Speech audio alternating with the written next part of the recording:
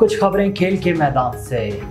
बरतानवी tennis star Andy Murray और Cameron नूरी ने Wimbledon open tennis tournament के दूसरे राउंड के लिए क्वालिफाई कर लिया।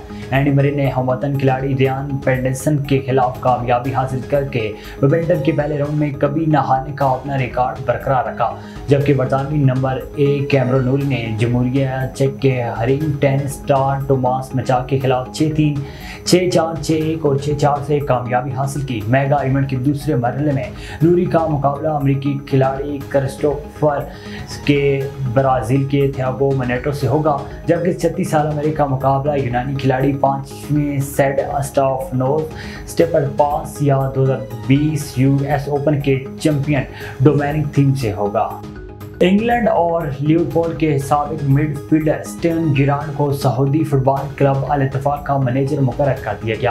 क्लब के चेयरमैन खालिद अल दबल ने कहा है कि बिलाशुबा स्टीवन जेरार्ड की मौजूदगी हमारी लीग में एक बेहतरीन इजाफा साबित होगी। ख्याल रहे कि अल इत्तेफाक क्लब गुज़श्ता सीजन में 16 टीमों पर मुश्तमिल सऊदी प्रो लीग में 7वें नंबर पर था। स्टीवन जेरार्ड गुज़श्ता साल अक्टूबर में ईस्टर्न विला के मैनेजर के ओहदे से बरतरफ होने के बाद से काम से बाहर थे। उन्होंने सऊदी क्लब के साथ 2 साल का मुआहदा किया।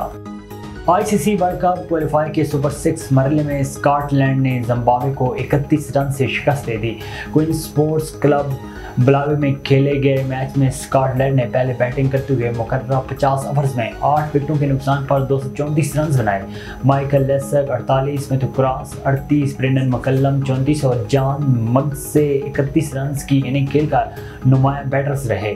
जिम्बाब्वे की जानिब से सीन विलियम्स ने 41 रन के एवज 3 खिलाड़ियों को आउट किया, जबकि चिटारा ने 2 शिकार किए।